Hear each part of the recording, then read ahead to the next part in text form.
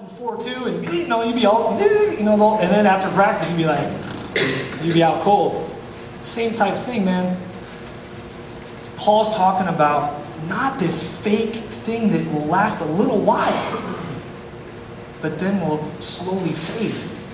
He's saying, let's get it right, and I'm going to make sure, me as a preacher, Paul's saying now, that I'm giving you the Word of God by the Spirit of God. That's where you're really going to start seeing maturity in your walk with Christ. It's where you're going to really see power in your life that he so wants to portray to the Corinthian church.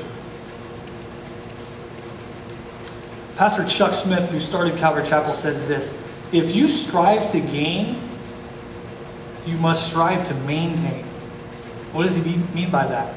Unfortunately, the church in America, some of the church gurus will tell you, you got to have the great show, you got to have everybody feeling really good for you to be able to bring in a big church and growing numbers. And here's the thing, that will work. Think about this. If you were walking by a church and it has a big ad out there, and it says, free iPod, or, free gas, I saw that, any of this kind of stuff, and what are they doing? They're wanting to gain the crowd in there. And so now I'm going in there, but here's the problem with that. Yeah, you're striving to get them in there, but the problem is you got to make the show that much better next Sunday. Otherwise, you're going to have people that are like, well, no iPods? All right, dude, I'm out of here. You see what I'm talking about? So he's saying, hey, let's make sure we're on point here. Now again, every church has to be led by the Spirit to do the way they want to do it.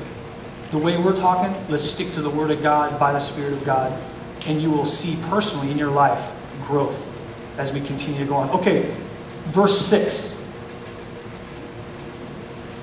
However, we speak wisdom among those who are mature, yet not the wisdom of this age, nor the rulers of this age who are coming to nothing. But we speak the wisdom of God in a mystery, the hidden wisdom which God ordained before the ages for our glory, which none of the rulers of this age knew. For had they known, they would not have crucified the Lord of glory. Pause right there. You can underline there in verse 6, coming to nothing. Coming to nothing. I met a really cool couple on Friday at Panera Bread. I was there, had the Bible study ready, and I had a meeting early at Panera, and I was just kind of hanging out and, kind of putting some finishing touches on the Bible study, praying, hanging out, and I meet this really cool couple, and next thing you know, we're kind of comparing notes, and we're having, hey, what do you think about this? What do you think of that? And next thing you know, we're praying and just having a great time. But one of the things that the wife had said was, there was, I forget if it was maybe a doctor or a scientist or something, some guy that was just very, very brilliant, human wisdom speaking. And the guy, basically, his world revolved around how much he knew. And he got, kind of like last week's Bible study, he got all of his self-worth in what he knew. And he was very intellectual. And that was kind of like his God. But this man, unfortunately, had a stroke and lost all capacity to think.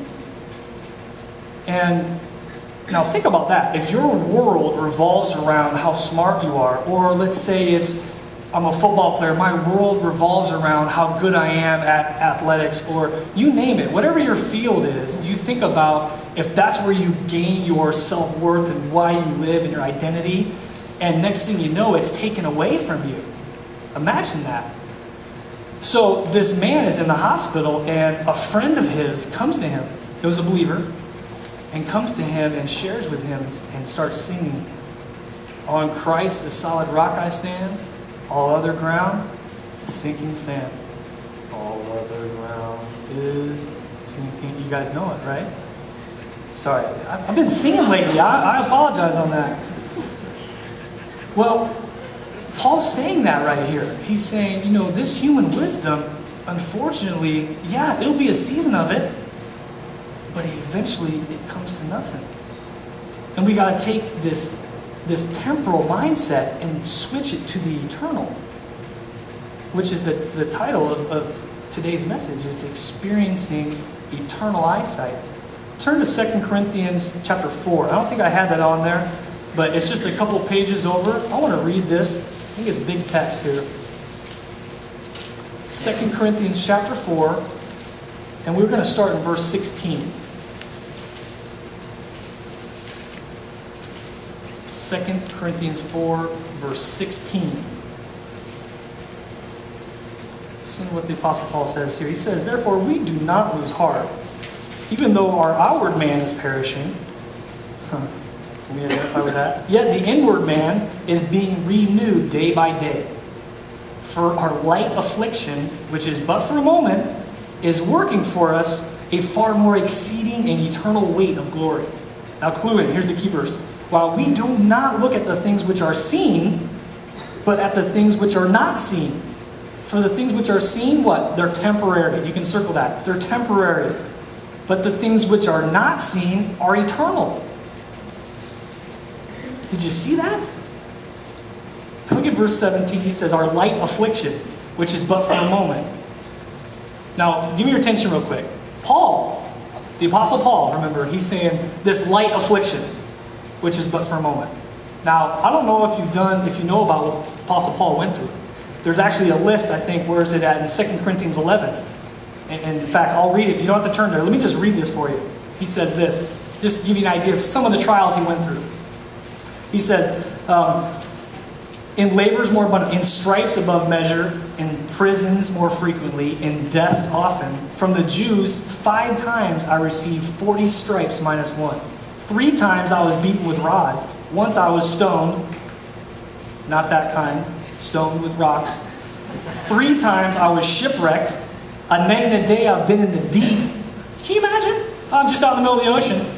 Don't worry about the sharks and everything. "In journeys often, in perils of waters, perils of robbers." And on and on and on and on. Sleeplessness, nakedness, hunger, all these things. And what does he say? "Oh, this light affliction I'm going through." Well, I tell you, I'm convicted when I read that. Because my light affliction is, "Man, Denise, you just burned my toast, man. What's up with that?" Or, "I don't know, I'm going to pay that bill this week." Can you identify? How about your light affliction?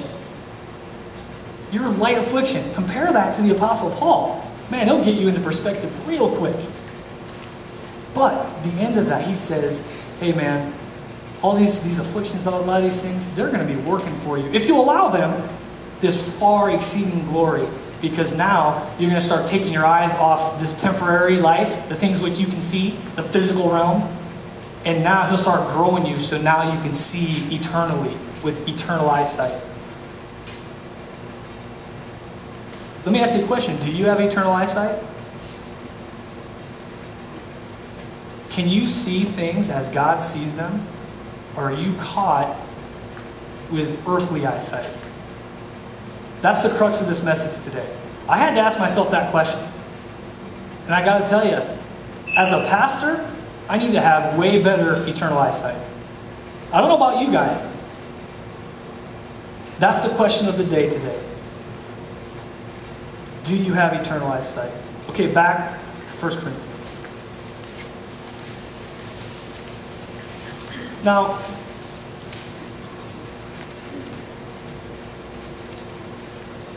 let's pick it back up in verse 8.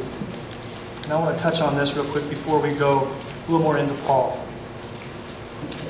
1 Corinthians 2 and 8 says, "which none of the rulers of this age knew, for had they known, they would have crucified the Lord of glory."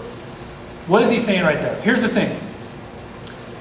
If you remember the story of Jesus Christ and when he was crucified and when he was arrested, who were the people that were adamant about having him arrested? It was the Jewish leaders at the time. It was the Pharisees and the Sadducees. So put yourself in the Pharisees and Sadducees' shoes now. You're having this man come up on the set and he's saying, "I'm the Messiah, and I am God," basically. And to them, that's blasphemy. Because in their mind, they're saying, "No, you can't be the Messiah. The Messiah, when he comes, he's going to wreck shop with the Roman government. He's going to take control." And you're like, what are you about? You're not doing any of that. The Romans are still in control. You're blaspheming. So in their mind, They're completely missed it. And why did they miss it? They didn't have the eternal eyesight. They had earthly eyesight. They were waiting for an earthly kingdom. And they were waiting for that earthly reign. They weren't looking to the future. They couldn't see in the eternal.